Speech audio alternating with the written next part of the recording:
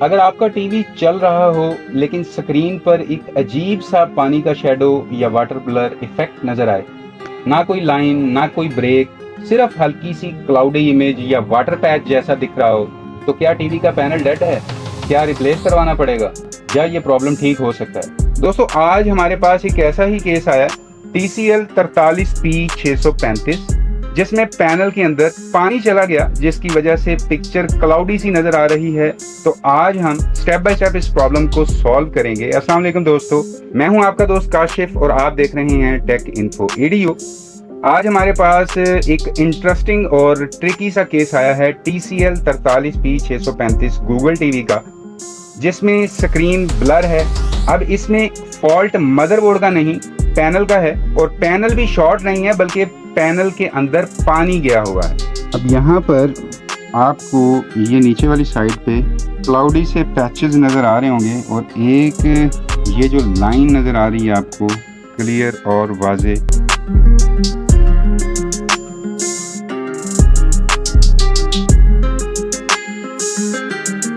दोस्तों, कस्टमर को लगा पैनल ख़राब हो गया है या डिस्प्ले बर्न हो गया है, क्योंकि टीवी को ऑन करने से एक स्पेसिफिक एरिया में फॉगी या वाटर शेड जो है वो महसूस हो रहा है। तो इसके लिए हमें पैनल को ओपन करना पड़ेगा। तो जल्दी से LED को प्लग आउट करते हैं और बैक कवर को रिमूव करते हैं।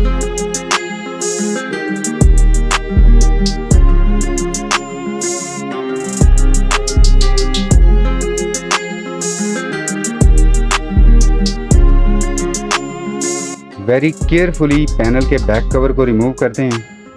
तो यहाँ पर हमें ये जो वाटर का निशान है वो नज़र आ रहा है। LED के स्पीकर्स ओपन करते हैं।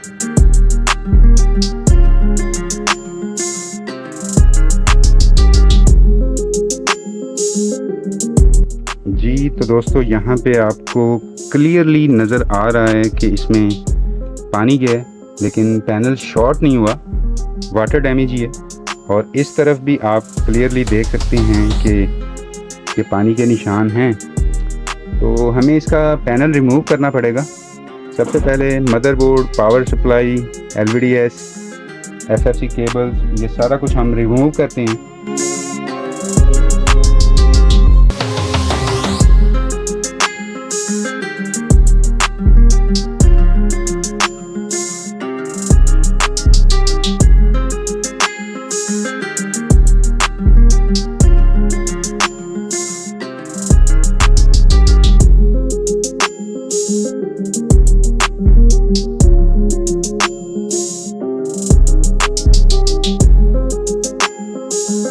केयरफुली FFC केबल्स को हम निकालेंगे।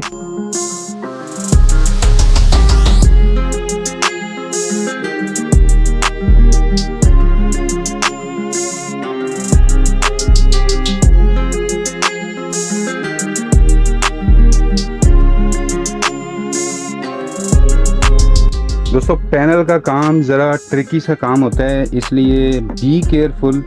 घर पर खुद ट्राई ना करें, किसी अथराइज्ड टेक्नीशियन के पास लेकर जाएं और वहाँ से आप LED को जो है वो पैनल का काम करवाएं, क्योंकि इसमें ज़रा सी कोताही से पैनल डैमेज हो सकता है। तो यहाँ पर हमने फ्रंट बार के स्क्रू ओपन कर लिए हैं। इसको बहुत आराम से रिमूव करेंगे, क्योंकि यहाँ पर आप देख सकते हैं पैनल के कफ हैं।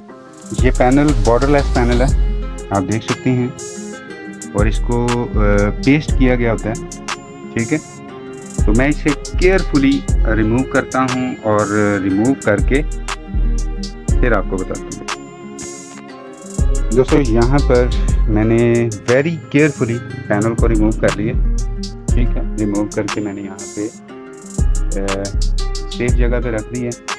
और दूसरा, आपको यहाँ पे ये ऑयली से निशान नज़र आ रहे होंगे। तो सबसे पहले तो इसे क्लीन करने की कोशिश करते हैं कि ये क्लीन हो सकते हैं या नहीं, पता नहीं। ये ऑयली वगैरह के कोई निशान है ऑयल के।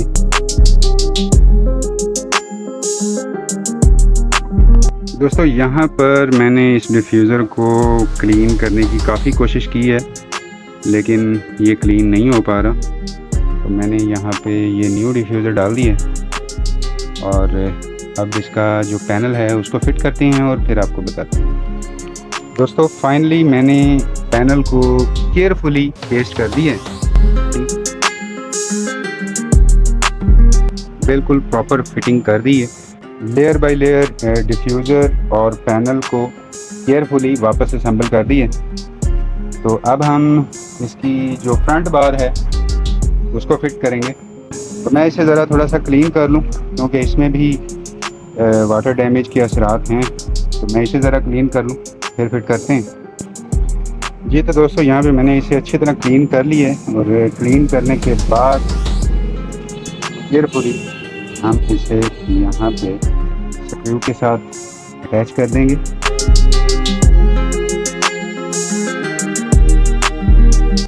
PCL लोगो बार को प्रॉपर फिट करने के बाद अब बारी आती है मदरबोर्ड और पावर सप्लाई की, तो उसे फिट करते हैं।